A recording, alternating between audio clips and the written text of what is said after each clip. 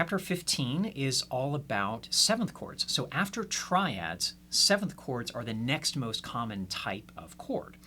And any kind of seventh chord actually uses a triad as its foundation. So for instance, here's a triad, C, E, and G, a major triad.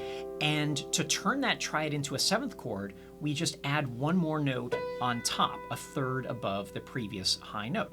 So therefore, seventh chords will have 4 different notes as opposed to the 3 different notes in a triad. And you can guess from that if 4 different notes are involved, that these seventh chords are going to sound richer and more interesting.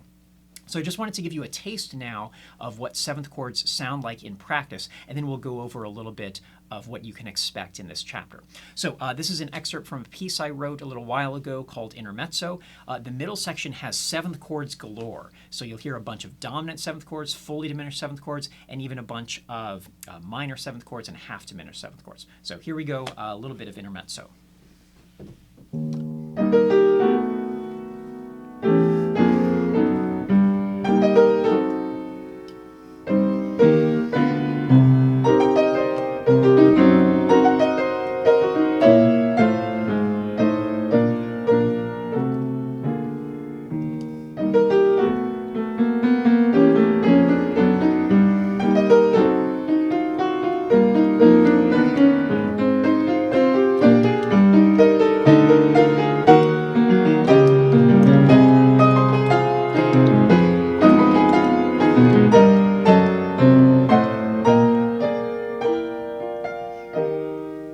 So seventh chords certainly allow you to give a greater sense of depth, perhaps, to the harmony in a particular piece.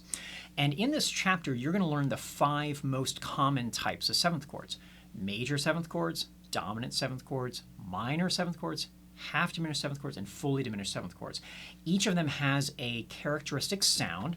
Major, for instance, is pretty bright and slightly dissonant. Dominant sounds a little bit tense, it wants to resolve. Minor sounds a little bit mellow, perhaps a little bit jazzy. Half diminished sounds maybe ambiguous in character. And finally, fully diminished sounds particularly tense and dissonant. So you'll learn how to spell all of these types of seventh chords. You'll learn how to construct them on the staff. Please always reinforce what you learn from the written work by playing these chords at the piano, at the keyboard, or on your app.